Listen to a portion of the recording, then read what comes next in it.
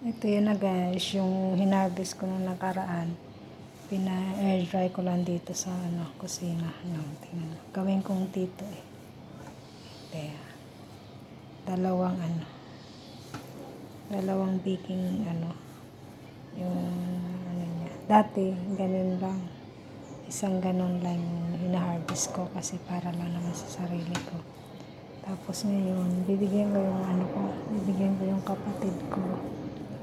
Like na naman, kusa naman siya natatanggal. Tapos, i-grind ko lang siya pag na siya, natuyo na siya. Diba, pa lang siya, 2 araw pa lang siya, pero ganito na siya. Ganyan ang kulay niya. Lapit na yan mag-dry. Diba guys? Lapit na yan mag-dry siya. At least nakasave ako ng diba? Kasi hindi naman ako nagkakape. Nagkakape ako pag pag occasional.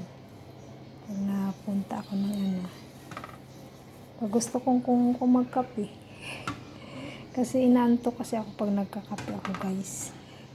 Tapos tinigil ko ng uminom ng green tea din. Kaya ito nag-try ako kasi maraming na research na maganda sa katawan. So, marami naman ako kaya nag-try ako. At least siya, diba? Healthy siya. At saka pa siya. Ako pa yung gumagawa. So, ayun guys, pag meron kayong mga malunggay dyan, try nyo to guys. Kasi maganda to sa katawan. Healthy siya, healthy.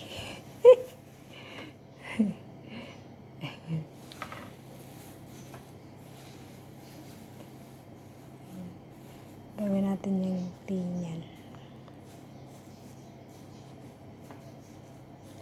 Ayun pa guys, marami na siya. Marami siya eh.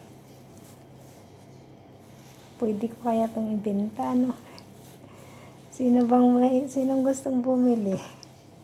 Ibenta ko kaya. Isang $5 lang yung isang maliit na